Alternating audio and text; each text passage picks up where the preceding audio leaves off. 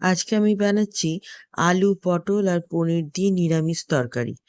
তো শনিবার ছিল, ওই জন্য নিরামিষ খাওয়া হবে। তো পটলটা প্রথমে ডুমো ডুমো করে কেটে ভেজে নিচ্ছি। একটু তেলটা বেশি দেওয়া হয়েছে, কারণ পটল একটু কম তেল দিলে খুব একটা ভালো ভাজা যায় না। আর ঝোলের মধ্যে পড়লে পটলটা কেমন কেন কাঁচা কাঁচা লাগে। তাই একটু বেশি তেল দিয়ে একটু কড়া করে ভাজা হচ্ছে। তারপরে একে একে আলুটা সেদ্ধ করে নিয়েছিলাম। সেদ্ধ করে ভেজে নিয়েছি, আর পনিরটাকেও ভেজে নিয়েছি।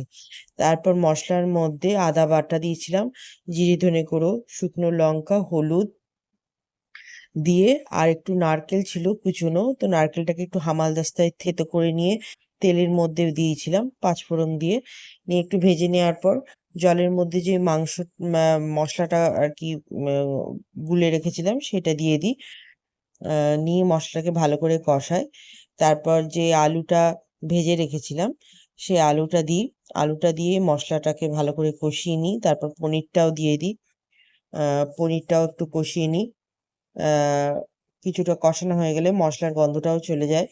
আহ, তখন আমার মনে পড়ছে যে টমেটো দিইনি, যে জন্য টমেটো দিই আর কি, অর্ধেকটা মতো।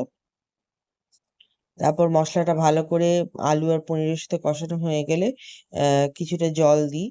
আর তারপরে এই পটলটা যেটা ভেজে রাখা ছিল সেই পটলটাও দিয়ে দিই।